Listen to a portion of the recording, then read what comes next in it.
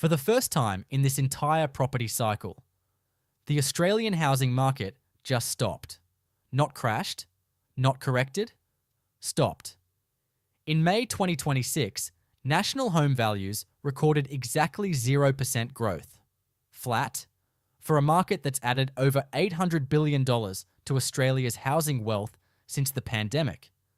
That's not nothing. And it's got everyone from finance journalists to your local real estate agent asking the same question. Is the great Australian property boom actually over? The honest answer is more interesting than a simple yes or no. Because right now, in the same month, Sydney and Melbourne are falling, while Perth and Darwin are still smashing records. This isn't one property market anymore. It's at least two, moving in completely opposite directions. And by the end of this video, you'll understand exactly why, and what it means for your money. Here's the story most Australians have grown up believing. Property only goes up. Buy a house, wait, get rich. It's been true for so long that it's basically a national religion. And for 25 years, the data backed that up. House prices went from around 4 times the average income back in 1999 to 8 times income today. A median Sydney house that should, on historical norms, cost around $500,000 now costs over $1 million. But something changed in the back half of this cycle. The Reserve Bank hiked the cash rate 3 times in 2026, taking it to 4.35%. Inflation stayed stubbornly high. Cost of living pressure kept building. And then, in the May budget, the federal government did something property investors have feared for over a decade. It touched negative gearing and the capital gains tax discount. Put all of that together, and you get the first genuine stall point of the entire cycle. But here's what the headlines are missing. This isn't a national story. It's a tale of 2 property markets, and lumping them together is where most people get confused. Sydney values are now 2.1% below their November 2025 peak. Melbourne is down around 3.2% from its high. Both cities fell again in May alone. Meanwhile, Perth and Darwin are still breaking records.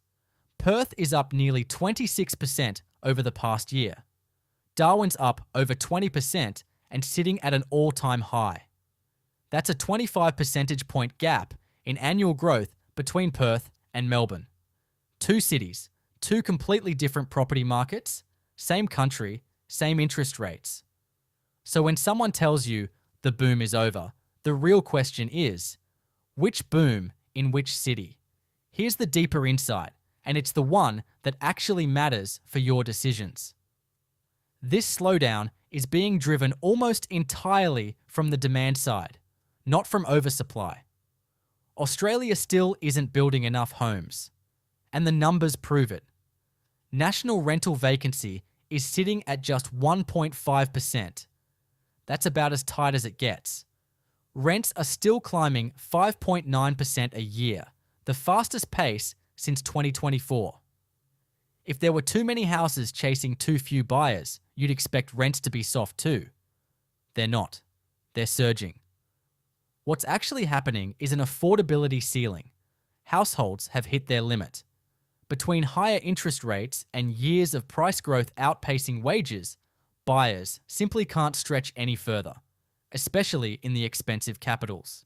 A Sydney buyer now needs about $70,000 more in household income each year than a Melbourne buyer just to afford the equivalent home.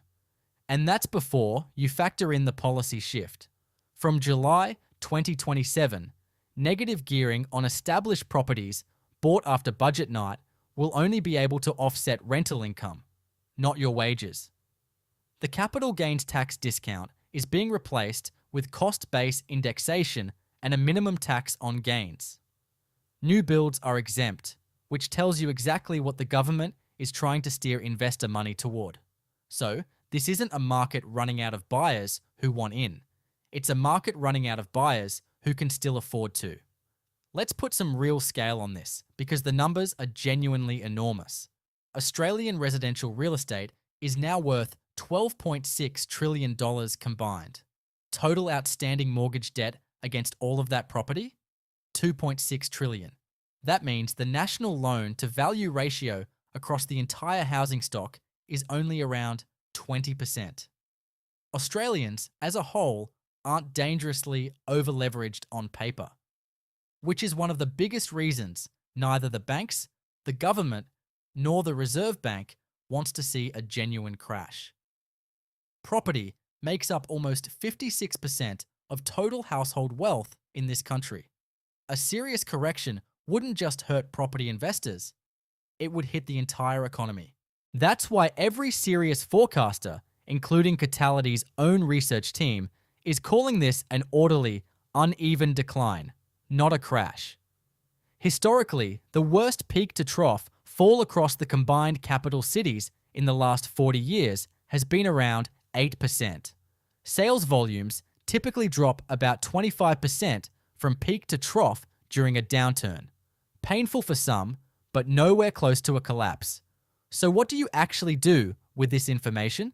First, stop thinking in national headlines. The Australian property market barely exists as a single thing right now. If you're watching Sydney or Melbourne, you're watching a market in retreat. If you're watching Perth, Adelaide, Brisbane, or Darwin, you're watching a market still grinding higher, just more slowly than it was. Second, if you're an investor weighing a purchase before July 2027, understand exactly what changes and what doesn't. New builds keep the existing tax treatment. Established properties bought after budget night face the new rules. That's a genuinely material difference in the after-tax numbers, and it's worth running before you sign anything. Third, remember what's actually holding the floor up. Supply is still tight. Population growth hasn't stopped. Rental yields have climbed to around 3.45% nationally, the best they've been in nearly 2 years. None of the structural reasons Australian property has been expensive for 25 years have gone away. What's changed is that buyers have simply hit a wall on what they can service. So, is the property boom over?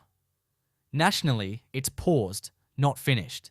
In Sydney and Melbourne, it's genuinely in reverse. In Perth, Adelaide, Brisbane, and Darwin, it's still very much alive, just losing a bit of momentum. The real story isn't the death of the Australian property boom. It's the end of thinking about Australian property as one market at all. If you found this useful, you know what to do. Subscribe for more of this, and I'll see you in the next one.